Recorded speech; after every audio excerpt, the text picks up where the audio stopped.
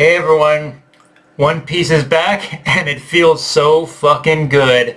Or the One Piece anime at least. And the thing is, this episode isn't really doing anything spectacular either, as majority of it is really just catching us up from where we left off with the characters, but again, doing it in that very One Piece way of seeing the character dynamics and how they work off each other.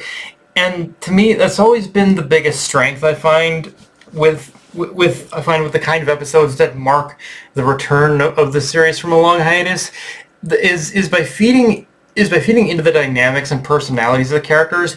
It makes the transition and readjustments so smooth, and made all the better with this episode by the fact that despite already having gone through all this in the manga, it feels even more surreal that we're actually at this point in the anime, since Little Garden felt like such a long ass time ago that that going back and seeing that promise that Usopp made to go to Elbaf one day, and now to see us here on Elbaf, it's like, yeah, it just feels like, is this, it's got that feeling where it's like, is this real? Is this actually happening? Like, again, it's something that I did feel a little bit in the manga, but I especially get that feeling here with the anime.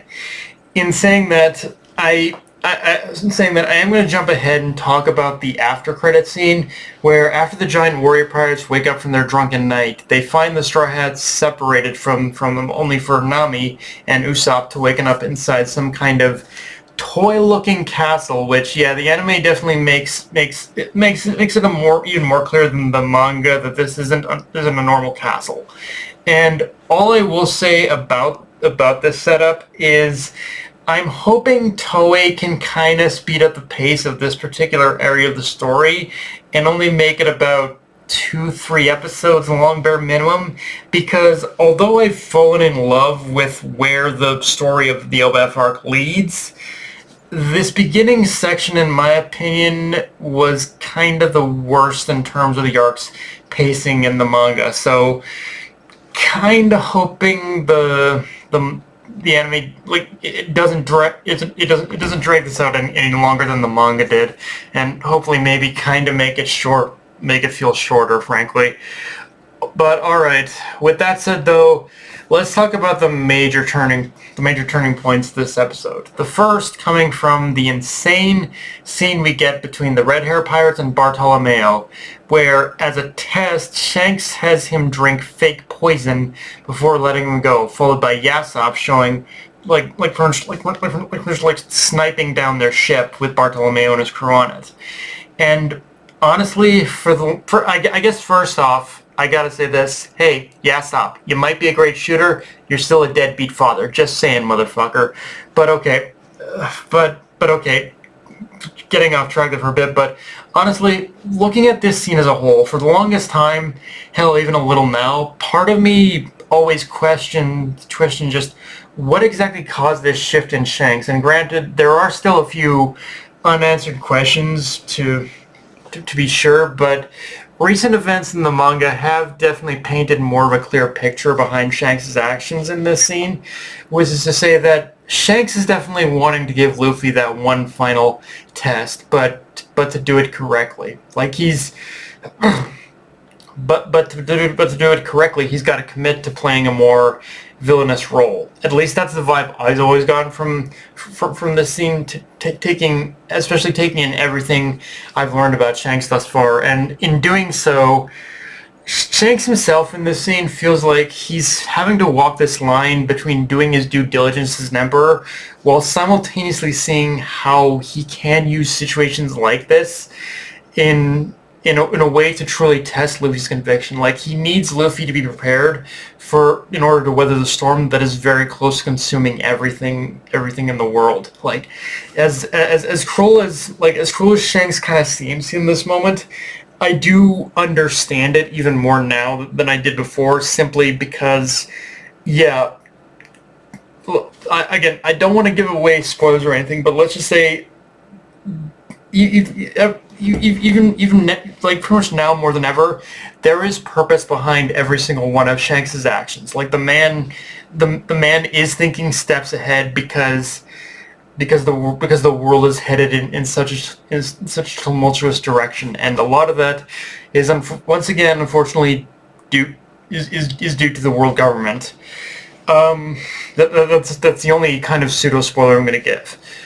Also, one thing I will say that I liked about this moment with Shanks and Bartolomeo, and I guess this episode as a whole, is how Toei isn't just adapting what's in the manga with this episode. They're actually also finding creative ways to implement cover story moments as well. Like it's like for example, like the whole thing with between Shanks and Bartolomeo, that is something that happened in the manga. But the whole scene of him actually burning down the flag, that's a very small bit that actually happened in a cover story. It didn't happen in the it didn't happen in the actual in the actual pages of the story of the manga itself in a way. But again, I know that Oda also likes to treat those stories as well as still in their own way canon. But it's something that the One Piece community has wanted for a while, so it's cool to see it happen in this episode as well. Now, this episode also touches base with the Blackbeard pirates and Teach, and this did feel like, I guess, the most standard affair part of the episode. Really, again, just touching base with the crew, reminding us of a few details that Pudding is still in Teach's possessions, but this time with Kobe having escaped, Garp is now the one in their possession, and also that Caribou is about to spill the beans about Shirahoshi. So a lot of moving parts in terms of that area of the episode. But one thing I do like about this part of the episode that I didn't really pay much attention to when I first read in the manga is that it does show how Vegapunk's message kind of screwed up Teach's plans, as, let's be honest, Teach has always been one of those characters who's always at his best when he's hitting pain points in the world that leave his mark behind, but neither does he stick around long enough to leave a trail. So for Teach, Vegapunk's message has forced him to go even more on the has forced him to consider going even more on the offensive than he's pretty much ever done before, which frankly I see as even more of a dangerous scenario than what he's been doing before, because even though Teach has always been dangerous, he's always kind of acted in a very roughshod way, but now that he's backed into a corner like this, you know he's going to get even more dangerous and more unpredictable, and even just more, like he's just going to go full front in flooding, in basically completely in hitting every single point, in hitting so many moments in the series now. Like he's going on the offensive full stop now, which again is an even more dangerous scenario for him to be in, because and especially now armed with the knowledge that he is about to receive from Caribou about Shirahoshi, like that in itself, you know that one of the pain points he's going to hit now is he's going to attack Fishman Island, and that he's going to do it in order, probably unknowingly, he's going to do it to get Luffy's attention. So yeah, it's going to be interesting to see how all this kind of bleeds over back to the Straw Hats. I also like how this episode showcased that, in a way, Teach is kind of like the anti-Buggy, in the sense where with Buggy, things just kind of fall into place for Buggy off pure luck and circumstance. Whereas with Teach, even when things go south for him, he finds new opportunities to exploit and how to shift advantage back in his direction. It shows that for as roughshod as he is is still very much a bit of a clever tactician, and he isn't just acting out of pure desire to sow chaos. Like there is a method to the madness for sure.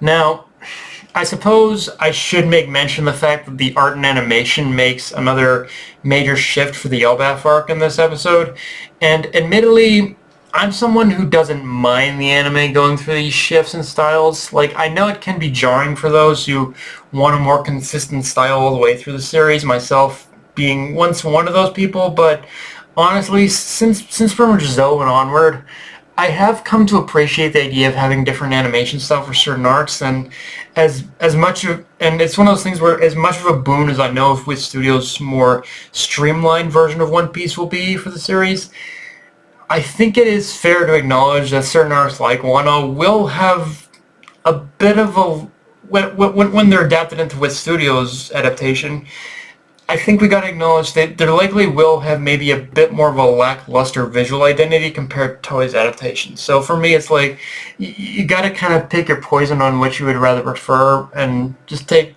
it from one moment at a time. But for me, it's like, again, I am gonna watch with Studios adaptation, and I think I am gonna enjoy it very thoroughly. It's just it is. I am starting to realize that there might be a bit of a visual presentation problem, you could say. But yeah, guys, that's pretty much all I got for this review. If you enjoyed the video, like, comment, subscribe, follow on Blue Sky, and on Crunchyroll. Be sure to notification bell, hit the subscribe button, and just share it around, guys. Dark Knight Running signing off. Later, everyone.